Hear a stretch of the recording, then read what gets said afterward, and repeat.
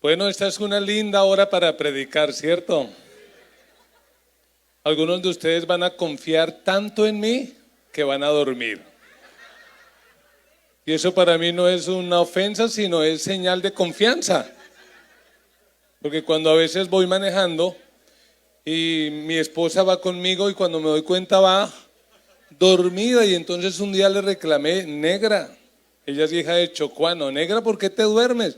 Dijo, yo confío totalmente en ti, así que probablemente algunos van a estar muy confiados en esta tarde. Bueno, ¿qué tal si oramos y le pedimos al Señor que en medio de la hora, pues que el Espíritu Santo hable algo a nuestra vida? Para mí es un privilegio y una tremenda responsabilidad. No me siento como Daniel en medio de los leones, sino como un león en medio de los Danieles, creo yo. Pero que Dios me dé gracia con ustedes. Oremos. Padre, gracias te damos por este espacio, por este tiempo donde nos permite ser retados y desafiados, donde nos recuerdas cuáles son los negocios tuyos, cuál es la obra tuya, a qué nos has llamado. Danos oídos para oír y danos la fuerza de voluntad para poner en práctica lo que nos hables. Llévate lo que quiera impedir la libre expresión de tu palabra. Espíritu Santo, ven, guíanos a toda la verdad. Espíritu Santo, ven y glorifica solamente a Cristo. Amén.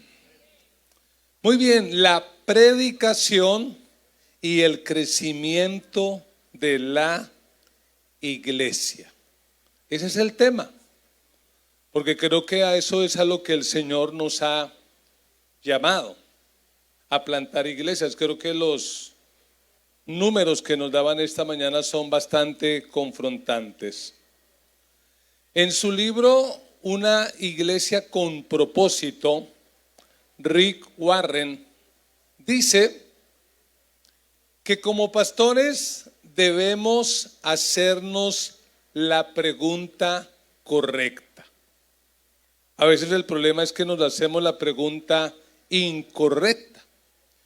¿Y cuál es la pregunta incorrecta?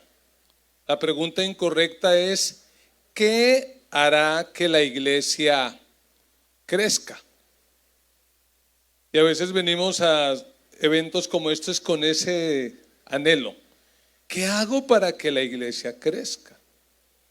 Pero realmente no es la pregunta correcta, porque la iglesia por naturaleza debe crecer. Lo que tiene vida, crece. Lo que es saludable, crece. La pregunta no es ¿qué hará que la iglesia crezca? La pregunta es ¿qué impide que la iglesia crezca? ¿Por qué la iglesia no está creciendo? ¿Qué es lo que realmente está impidiendo que la iglesia avance? Y como nos decían hoy, avance en altura y avance en alcance. Esa es la pregunta que realmente tenemos que hacernos. Porque qué bueno saber que somos pentecostales. Y creo que uno de los libros preferidos para los pentecostales es Lucas y Hechos. Teólogo pentecostal por excelencia. Y cuando uno mira el libro de los Hechos, lo que uno encuentra es que el crecimiento de la iglesia es algo natural. O sea, uno no ve a Lucas sorprendido diciendo, ¡oh! Y de manera extraña la iglesia empezó a crecer. No.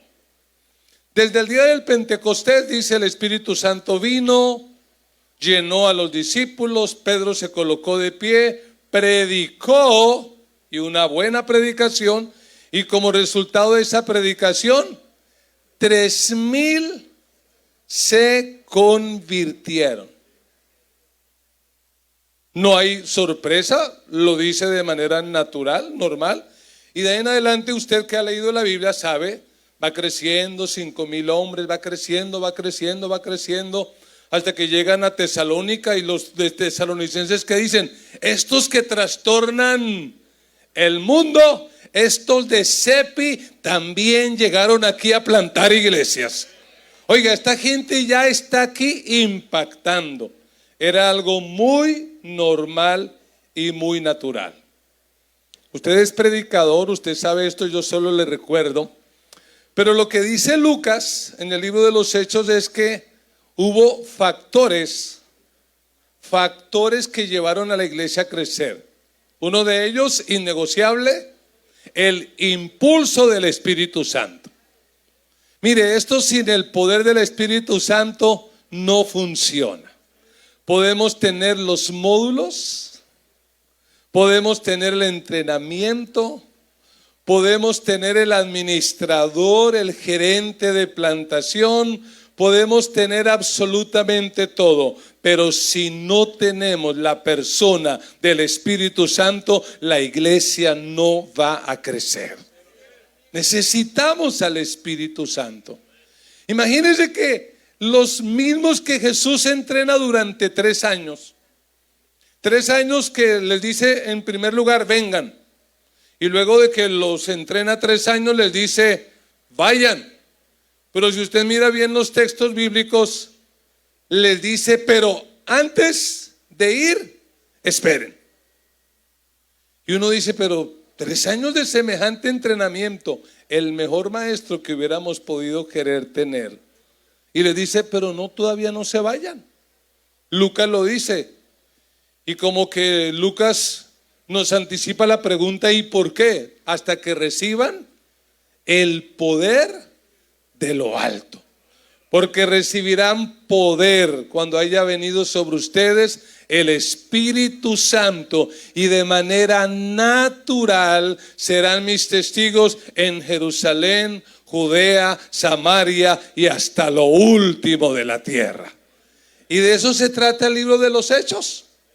La manera como el poder del Espíritu Santo vino, y este grupo de pastores, predicadores, hombres y mujeres llevaron el evangelio hasta lo último de la tierra. Otro elemento que resalta Lucas es la oración fervorosa. Esto sin oración no funciona. Esto sin oración no va a funcionar. Podemos tener el mejor método, la mejor estrategia, aún el mejor estilo de predicación y no funcionar. Se necesita ese fuego que da la oración. Y un tercer factor del que habla Lucas es la centralidad de la palabra. Entonces está el poder del Espíritu Santo, la oración fervorosa y la centralidad de la palabra. Y cuando me invitaron a compartir esto, gracias doctor Juan Melo por confiar en mí, aunque no me conoces, pero gracias, y por invitarme. Pero yo estoy aquí de pie porque tengo 3 convicciones.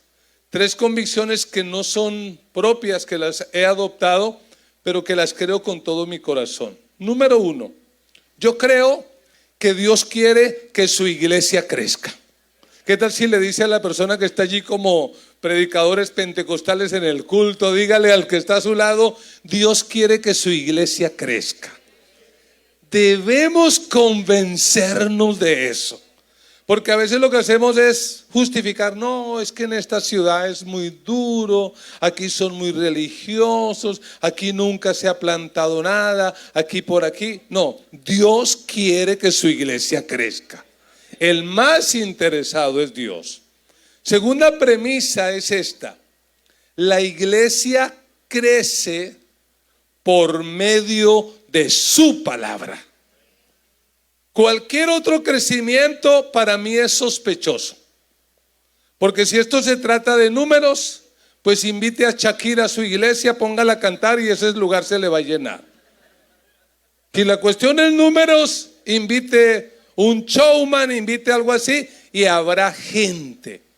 Pero como ya nos dijeron en la mañana, como la tarea no es tener multitud, sino hacer discípulos. El elemento para ser discípulos es la bendita y eterna palabra de Dios. La iglesia crece en altura y crece en extensión por medio de la palabra.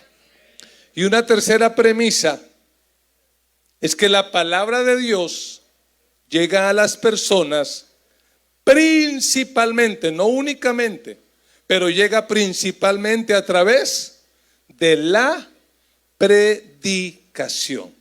Yo creo de verdad, que el crecimiento saludable de la iglesia está relacionado con la buena predicación bíblica. Tenemos que entenderlo. Y quiero citar a un hombre de Dios, John Stott. Tiene un excelente libro que usted debería leer, La predicación, puente entre dos mundos, y lo cito a él. Él dice esto: las iglesias viven, crecen y florecen por la palabra de Dios, y perecen y mueren sin ella.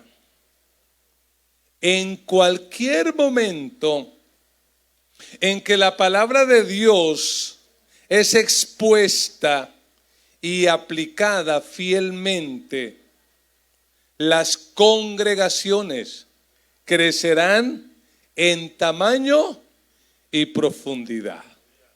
Y valga la aclaración que John Stott no era pentecostal como podríamos identificarlo, no era de las asambleas de Dios, tristemente, era un anglicano. Pero un anglicano creyendo que la iglesia crece, pero ¿a partir de qué crece? De la predicación de la palabra de Dios. Yo todavía creo en la Biblia, así que quiero que abra su Biblia en el libro de los Hechos, capítulo 6. Hechos de los Apóstoles, capítulo 6. Y quiero leer en la Nueva Versión Internacional. Amo la Reina Valera, me convertí con ella. Los textos de memoria, su mayoría son Reina Valera. Gloria a Dios por España. Pero la NBI me parece una buena versión. Y mire cómo lo dice la Nueva Versión Internacional. Hechos 6:1. En aquellos días, al aumentar el número de los discípulos, se quejaron los judíos de habla griega contra los de habla aramea, de que sus viudas eran desatendidas en la distribución diaria de los alimentos. Así que los 12 reunieron a toda la comunidad de discípulos y les dijeron: no está bien que nosotros los apóstoles descuidemos el ministerio de la palabra de Dios para servir a las mesas. Hermanos, escojan de entre ustedes a 7 hombres de buena reputación, llenos del Espíritu y de sabiduría, para encargarles esta responsabilidad. Así, nosotros nos dedicaremos a la oración y al ministerio de la palabra. Esta propuesta agradó a toda la asamblea. Escogieron a Esteban, hombre lleno de fe y del Espíritu Santo, y a Felipe, a Prócoro, nombre para un hijo bonito, a Nicanor, a Timón, aquí hay otro, a Parmenas, a Nicolás, un prosélito de Antioquía. Los presentaron a los apóstoles, quienes oraron y les impusieron las manos. Y la palabra de Dios se difundía. El número de los discípulos aumentaba considerablemente en Jerusalén, e incluso muchos de los sacerdotes obedecían a la fe. Amén.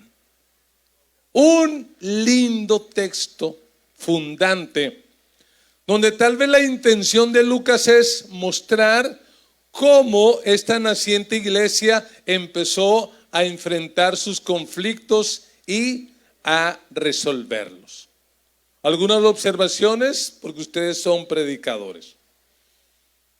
Pero lo que uno observa en este texto es una comunidad que está creciendo. O sea, el problema de la iglesia no es que no crezca, es que está creciendo. Y eso me parece un buen problema. Es un problema donde se ven de repente grupos, el grupo de los griegos, judíos, helenistas y el grupo de los hebreos. Y es un problema de repente también social, porque parece ser que la comunidad está ayudando a estas viudas con comida, y en el desarrollo del trabajo las viudas de los griegos están desatendidas, y empezó por ahí en los pasillos a surgir el rumor, el chisme y otras cosas. Y esto nos deja ver entonces cómo es que nosotros podemos ayudar para que la iglesia crezca saludable. O sea, yo quiero responder esa pregunta. ¿Qué implica que la iglesia crezca, pero que crezca saludable? Tratemos de, a la luz de este texto, responder a esa pregunta. ¿Qué implica? Y yo quisiera mostrar por lo menos 3 implicaciones. La primera de ellas es que un crecimiento saludable implica reconocer el problema. Si este mensaje les sirve de algo para sus líderes, úselo con libertad. Implica reconocer el problema. Y esta iglesia tiene un buen problema. Y el problema es que la iglesia crece, pero las viudas de los griegos están desatendidas. Y usando un poquito la imaginación, a mí me parece muy interesante ver a los apóstoles, según el texto, que se han dedicado a servir. Como que ya dejaron esas disputas por quién será el mayor, quién será el más grande, y se han puesto el delantal y han empezado a servir. Tal vez inspirados por el modelo de Jesús y recordando que el Señor Jesús les dijo: no, ustedes creen que soy el Señor y el Maestro, vieron lo que hice, ustedes tienen que hacer lo mismo. Así que uno se imagina a Pedro, se imagina a los discípulos de aquí sirviendo a las viudas. Hacen un buen trabajo, pero aún así parece que el trabajo los superó. Tal vez estaban acostumbrados a una iglesia de 50 o de 100, pero de repente esa iglesia tiene 200 y 500. Probablemente lo que el Señor va a hacer en tu país y en tu país y en tu país.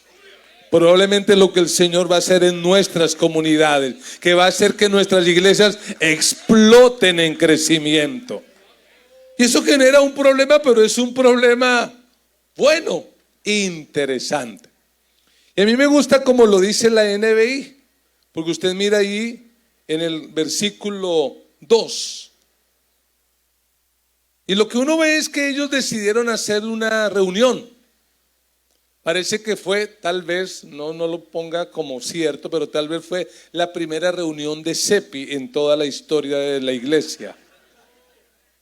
Como que hicieron, bueno, venga, reunámonos a ver qué hacemos, escuchemos y analicemos. Se hace una reunión, un congreso, pero mire lo interesante la manera como empezó esa reunión. Porque a uno le enseña, no, usted tiene que levantar el ánimo a la gente. Usted lo primero que diga en una reunión, eso es determinante. Así que si usted va a hacer la apertura de CEPI, tiene que decir por lo menos: Dios está aquí, Dios se va a mover, has venido y de aquí no saldrás igual. Pero yo no sé quién dirigió la reunión, pero ¿cómo empezó la reunión? ¿Qué fue lo primero que dijeron? No está bien. Como dijera el Chavo del 8, póngale cero. Póngale cero en comunicación. ¿Cómo es que va a empezar con un lenguaje negativo? ¿Qué dicen? No está bien. Y es que a mí me da la impresión que a veces la mentira que los cristianos y aún los pastores más frecuentemente decimos es bien. ¿Cómo va tu iglesia? Bien. Porque es que no queremos mostrar nuestras debilidades. Entonces hay que impresionar: no, estamos bien. Y a veces hasta usamos frases de cajón, ¿no? ¿Cómo vas? Prosperado, bendecido y en victoria. Aleluya. Pero aquí, ¿qué dicen ellos? No, no está bien. Y me parece que ese es un buen punto para crecer. Porque no solo en el ámbito de la iglesia, sino en el ámbito de todo. A veces como matrimonios pastorales fracasamos, y llevo, por la gracia de Dios, más de 23 años ayudando a pastorear pastores. Y a veces se aterra uno, que uno va a donde una familia pastoral: ¿cómo están? Bien. Bien. Y otros años después, ¿cómo van? Bien. 20 años charlando con ellos, bien. Pero de repente se divorciaron. ¿Quiénes se divorciaron? Los que estaban bien. Oiga, eso es lo que yo he visto en este trabajo. Que pastores que cuando uno los visita dicen: no, estamos mal, tenemos este problema, casi nunca se divorcian. ¿Sabe por qué? Porque cuando uno abre el corazón y reconoce el error, es más fácil ayudarlo. Pero cuando se dice: bien, ahí hay problema. Y esta iglesia se reúne para decir: no estamos bien, tenemos un problema. Y esas estadísticas que nos presentan aquí a uno lo hacen sentir miserable, ¿no? Uno que dice: oiga, no he hecho nada, oiga, tengo que arrepentirme. Cuando uno escucha estas estadísticas, uno que dice: no estamos bien. Y ese es el primer paso. Si realmente queremos que nuestra iglesia crezca, tenemos que reconocer el problema. ¿Y cuál es probablemente el problema? El problema es que, como ya nos lo dijeron en la mañana, nos hemos desenfocado. Y se nos ha olvidado que la franquicia se nos dio no para hacer edificios, no para tener lindos programas. Se nos ha dado la franquicia para ser verdaderos discípulos de Jesús, que amen a Cristo, que sean como Cristo y que vayan y anuncien el evangelio hasta lo último de la tierra. Ese es el problema, que de repente estamos invirtiendo mal nuestro tiempo y nuestro presupuesto. No estamos bien. Y permítanme imaginar cuál era el problema. Tal vez el problema es que Pedro, todos los apóstoles, están tan ocupados en tantas cosas que lo que menos están haciendo es formar a otros. ¿Están haciendo algo malo? ¿Están haciendo algo pecaminoso? No, pero ese no es su llamado. A eso no los llamó el Señor. A eso no los llamó Él para que hagan esa tarea. No, Dios tenía algo más especial para ellos. Y la Biblia no lo dice, pero tampoco lo contradice. Y yo me puedo imaginar a estos discípulos llegando a la reunión con sermones trasnochados y recalentados. ¿Y cuál era la razón? Que no tuvieron tiempo, porque están tan ocupados en otras cosas que no tienen tiempo. Y déjeme decirle, y lo digo de corazón, como pastor por más de 30 años, no hay excusa para que usted se presente delante de la iglesia con un sermón pobre y raquítico. No hay excusa, porque para eso te llamó Dios, para que prediques una palabra llena de vida y de poder, una palabra que transforme los corazones. No hay excusa. No hay excusa para estar pegado de la página sermonestrasnochados.com, sermonesrecalentados.com. Yo no tengo nada en contra de repente de agarrar ideas de otro y predicarla, pero yo creo que la tarea suya y mía es pararnos delante del púlpito y decir: esto es lo que el Señor quiere que ustedes escuchen en este día. Esta es la palabra de parte del Señor. Y probablemente ese es el problema. Porque yo personalmente no creo que los discípulos se hagan desde el púlpito. Yo creo y estoy convencido en el trabajo de los grupos pequeños. Estoy convencido del trabajo de un discipulado, de unas escuelas. Pero creo sin lugar a dudas que el púlpito marca el punto de partida del discipulado. Allí es donde usted tiene que empezar a hacer discípulos. Pero si su predicación es pobre y raquítica, pues ya tenemos problema. Y probablemente era el problema de esta iglesia. Están tan ocupados haciendo cosas que no son pecaminosas, yendo por aquí, ayudando a este, ayudando al otro, pero han descuidado los dos pilares, lo más importante. Yo lo llamo, y de repente los de Colombia lo van a entender, los otros no, así que lo voy a explicar, pero yo llamo a esas dos cosas, la oración y la palabra, yo lo llamo el binomio de oro. Para mí ese es el binomio de oro. El binomio de oro es un grupo vallenato muy famoso en Colombia, y para mí ese es el binomio de oro innegociable de un predicador. Tú y yo, como hombre, como mujer de Dios, tenemos que dedicarnos prioritariamente a la oración y a la palabra de Dios. Esa es nuestra tarea. Las demás cosas las puede uno delegar, pero eso es indelegable. Una segunda implicación: ¿qué hacemos para que la iglesia crezca saludablemente?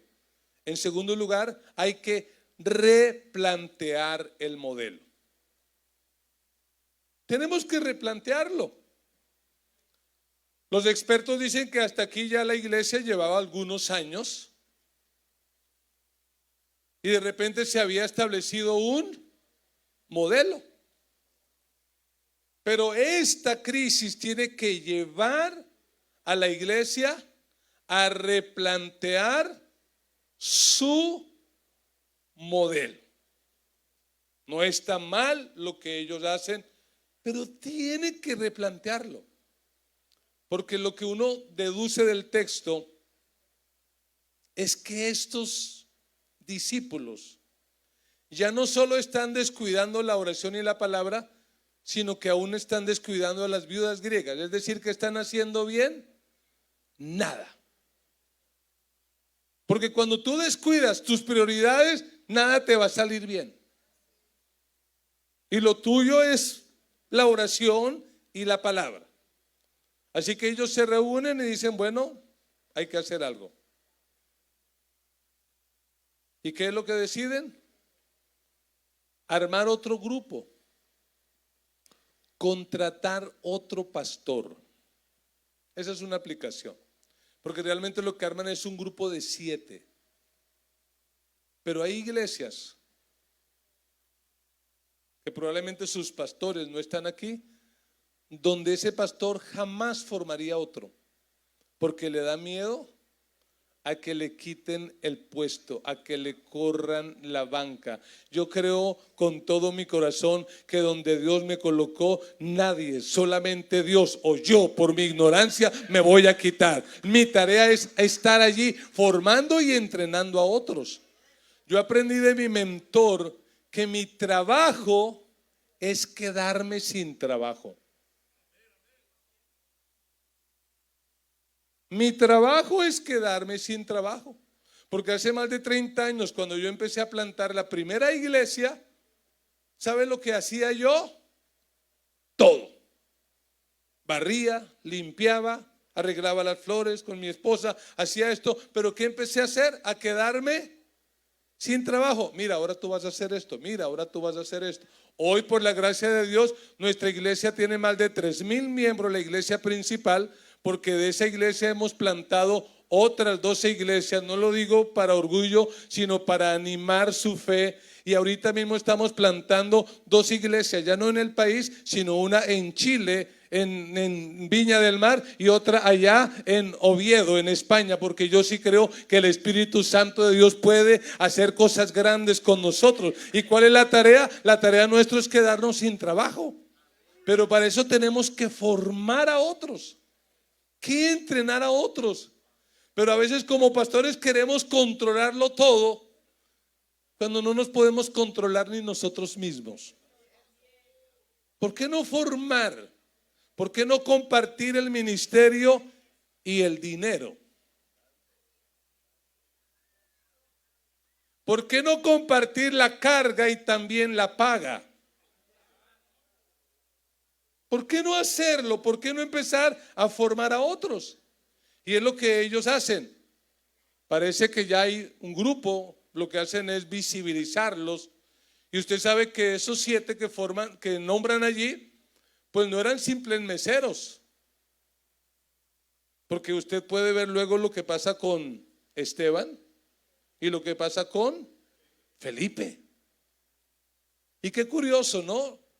¿Qué requisitos para servir a las viudas? ¿Cuáles son los requisitos?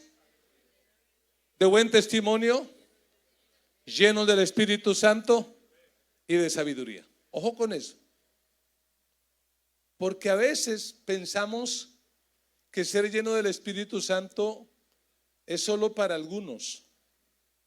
Y entonces llega alguien a nuestra iglesia y decimos, no, él no es lleno del Espíritu, no es sabio. ¿Sabe qué? Encárguese de los niños. Oiga, a los niños, si hay alguien que debe tocar a los niños de nuestra iglesia, es la gente más llena del Espíritu Santo, más sabia y más de buen testimonio.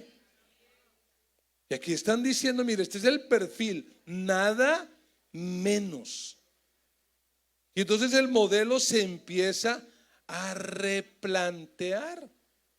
Porque escuchen, amados pastores, la iglesia no es simplemente una organización. La iglesia es un organismo y como tal tiene vida, es dinámica y va a crecer, y nuestra tarea es discernir cómo es que crece y de alguna manera adaptarnos y adoptarnos a ese crecimiento. Porque hay iglesias que yo personalmente, y lo digo con mucho respeto, deberían cobrar la entrada y colocar un aviso y decir, vengan y vean cómo se hacían los cultos hace 50 años.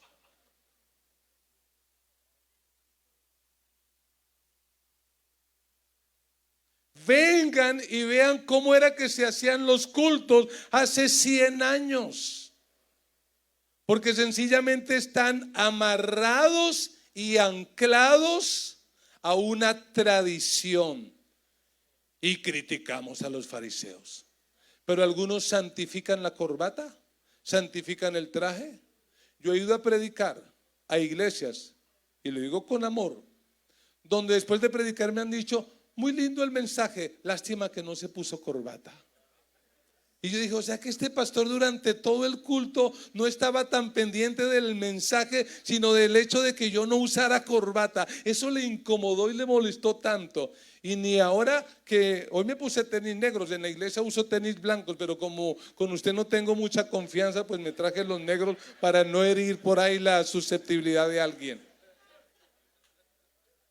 Pero así somos a veces y no queremos romper el modelo. Déjeme decirle, Hay cosas en la iglesia que definitivamente, si queremos que la iglesia crezca, tenemos que cambiar. Lo único que no podemos cambiar es el bendito y eterno mensaje del Evangelio de Jesucristo. Lo demás sí puede y creo que debe cambiar. Pero a veces no lo hacemos. No queremos replantear el modelo. Entonces las hermanas tienen que tener la falda larga, el pelo largo, la lengua larga. Los pastores tienen que ser de esta forma, de esta otra. Y no queremos cambiar. Y nos resistimos al modelo. Aquí hay una iglesia guiada por el Espíritu, no por la tradición que dice, vamos a replantear. No, nos toca hacer esto, ustedes se encargan allá de aquello, nosotros de tal cosa. Y empiezan a formar otros líderes. Empiezan a crecer y a crecer de qué manera tan especial. Porque lo que uno lee es que realmente la iglesia no se detuvo.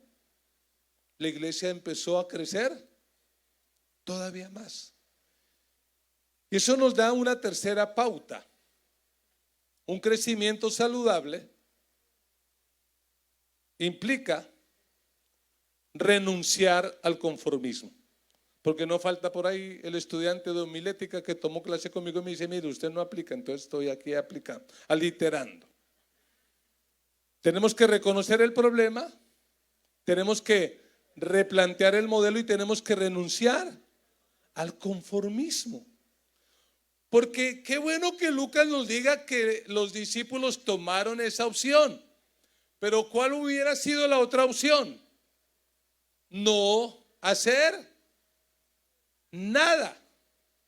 Ir a la cumbre de Cepi allá en Jerusalén y volver a sus lugares y decir, muy lindo lo que nos dijeron allá, gloria a Dios por el hermano Melo, por el hermano Galvis, pero aquí vamos a seguir haciendo las cosas como siempre las hemos hecho. Nos conformamos.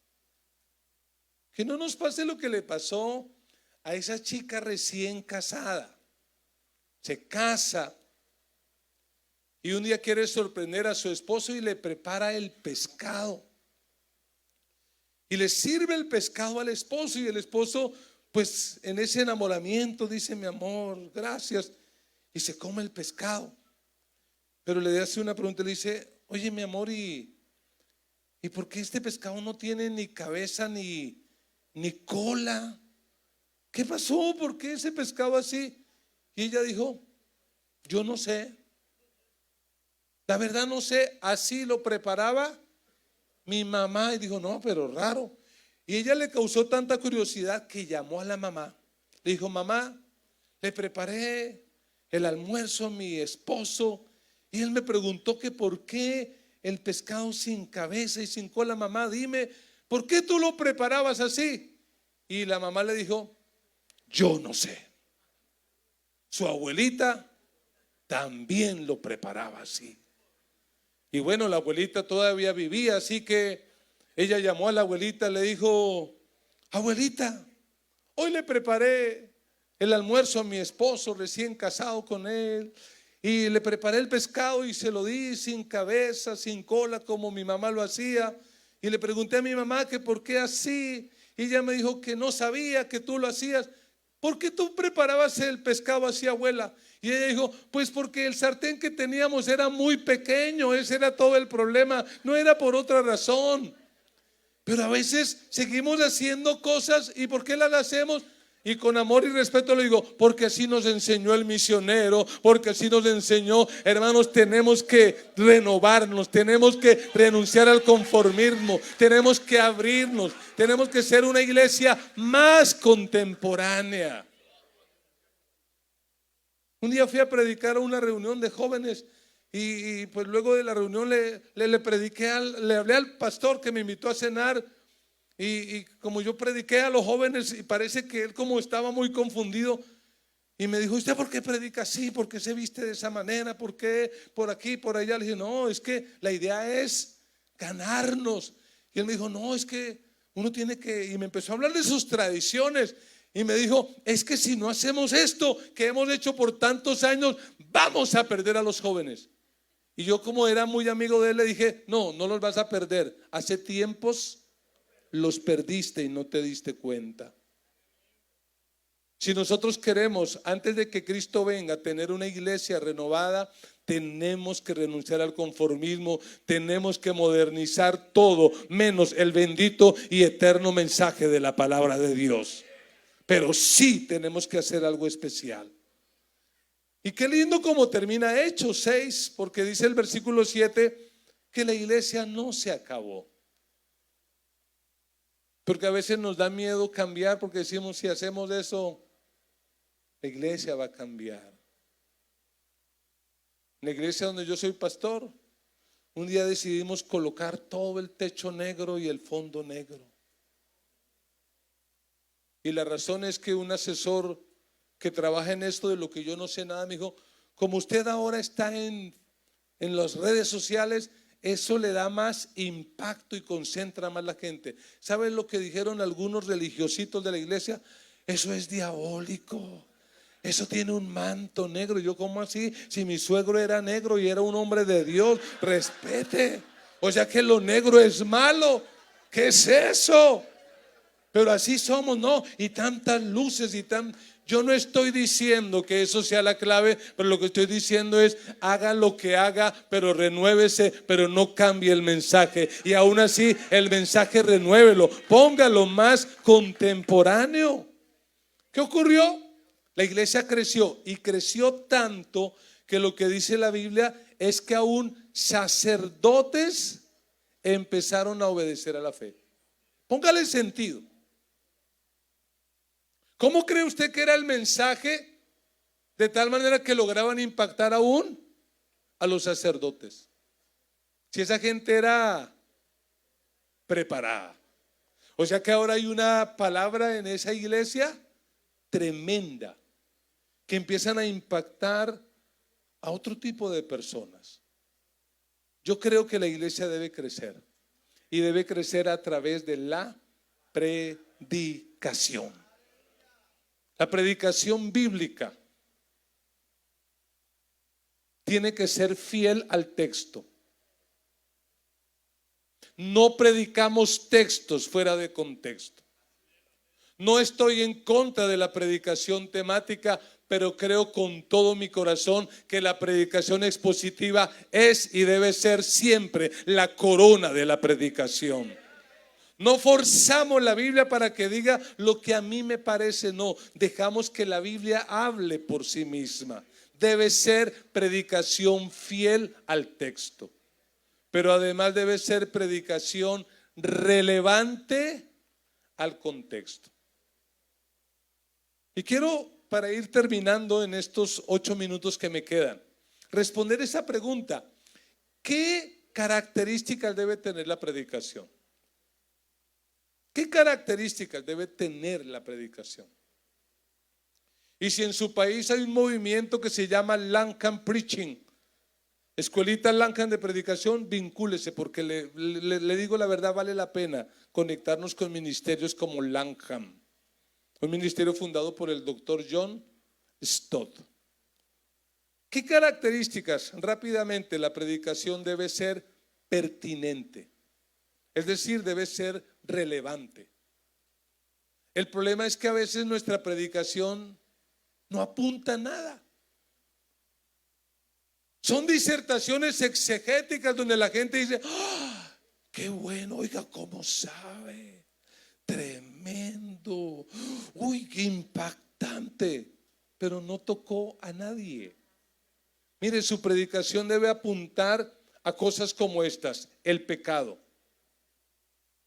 el dolor y la muerte. Porque esos son problemas que todo ser humano enfrenta: ricos, pobres, jóvenes y viejos. Pecado, dolor y muerte. A la gente no le importa tanto lo que significa en el griego, en el hebreo. No estoy desvirtuando para nada el estudio, creo en el estudio, amo el estudio. Por casi 10 años fui el director del seminario bíblico allá en Bogotá, así que amo el estudio. Pero lo que quiero decir es que la predicación tiene que ser práctica. A veces nos desgastamos diciendo, no, porque es que esta palabra en el griego significa, mire, si tú estás enfermo y vas al hospital, tú no dices, hey doctor, venga, antes de que me atienda, ¿cómo es que surgió el estetoscopio? Y doctor, acláreme un poquito, ¿cuál es la palabra griega para hospital? ¿A mí qué me importa eso? Yo lo que digo es, por favor, ayúdeme que me estoy muriendo, necesito algo. A mí qué me importa cómo se llama. Así llega la gente a nuestra iglesia. Entonces la predicación sí o sí tiene que ser pertinente. Número 2, la predicación debe ser práctica. Debe ser práctica, que la gente cuando oiga eso dice, esto sirve. Y no, oiga, ¿y esa vaina, eso para qué sirve? Pues muy tremendo, ¿no? Tenemos un pastor que habla griego, hebreo, arameo y habla de todo, pero ¿y eso para qué me sirve? Aprenda a responder preguntas, porque a veces nuestra predicación responde preguntas que nadie se está haciendo. Resuelva problemas. Hay predicadores, y lo digo con respeto, que le sucede lo que le sucedió a Cristóbal Colón. Cristóbal Colón no supo para dónde iba y cuando llegó a América no sabía dónde estaba y cuando regresó no sabía de dónde venía. Hay predicadores así. Ni idea. Y una tercera característica: la predicación debe ser persuasiva. Se lo digo así, es un crimen predicar el libro más emocionante de la historia sin emoción. Eso es un crimen. Eso es un delito. Cuando uno mira a Jesús predicando, la gente quedaba emocionada y por eso que dice Mateo, y se admiraban de su doctrina porque les enseñaba como quien tiene autoridad y no como los escribas. Porque Jesús le apuntaba indudablemente al corazón de la gente. Le doy un consejo: no predique pensando en los intelectuales de la iglesia, no. Predique pensando en la gente sencilla. Apunte al corazón y no a la cabeza. ¿Sabe por qué? Porque hay que apuntar al corazón y no a la cabeza, porque todos tienen corazón, aunque hay algunos que parece que no tienen cabeza. Predique al corazón. Albert Einstein dijo esta frase. Albert Einstein dijo: usted realmente no entiende algo a menos que pueda comunicarlo de forma sencilla. La predicación de Jesús parece que era tan linda que hasta a los niños les gustaba. ¡Wow! Un día un predicador estaba predicando y empezó a hablar del griego, el hebreo, el arameo, y de repente el auditorio se quedó vacío. Se fue la gente. Y él, ¿qué pasó? Y como a los 10 minutos se regresaron. Y él preguntó a la organizadora: ¿qué pasó? ¿Por qué la gente se fue? Dijeron: no, pastor, se fueron a cambiar Biblias por diccionarios. Hermanos, prediquemos cada sermón como si fuera el último sermón, o que usted va a predicar o que ellos van a escuchar. Cuando predique, cite la fuente. Cite la fuente, no plagie. Que no le pase lo que le pasó a un pastor, que le gustaba predicar pero no citaba la fuente, y había un borracho en ese culto que había leído pero cantidad, y empezaba a predicar el pastor y el borracho decía: eso lo dijo fulano, pero en voz alta. Y luego seguía predicando y el borracho decía: eso lo dijo Calvino, porque el predicador no lo decía, y él incómodo. Y de repente otra vez una frase: eso lo dijo Spurgeon. Así que el predicador, muy molesto, le dijo: cállese, viejo borracho. Y el borracho dijo: eso sí lo dijo él. Eso sí lo dijo él. Eso sí lo dijo él. Ay, amados, que Dios nos ayude a predicar, porque cuando prediquemos la iglesia va a crecer. Cuando prediquemos y lo hagamos para honrar a Dios, la iglesia va a crecer. Termino con esta frase para que oremos. Para que la iglesia crezca saludable, la buena predicación es indispensable. Eso lo dije yo. Para que la iglesia crezca saludable, la buena predicación es indispensable. Que Dios nos ayude a todos. Pongámonos en pie y vamos a orar. Y le vamos a pedir a Dios que nos ayude a ser predicadores fieles, relevantes, claros. Que cuando usted predique realmente se enfoque en agradar a Dios. Si lo que usted predica agrada a Dios, tranquilo, levante sus manos y hable con Dios. Respóndale al Señor. Permita que el Espíritu de Dios en esta hora le guíe a tomar decisiones. ¿Cómo está tu predicación? ¿Cómo te presentas en el púlpito para predicar? ¿De qué calidad es? ¿Es tu predicación una predicación que realmente agrada y honra a Dios?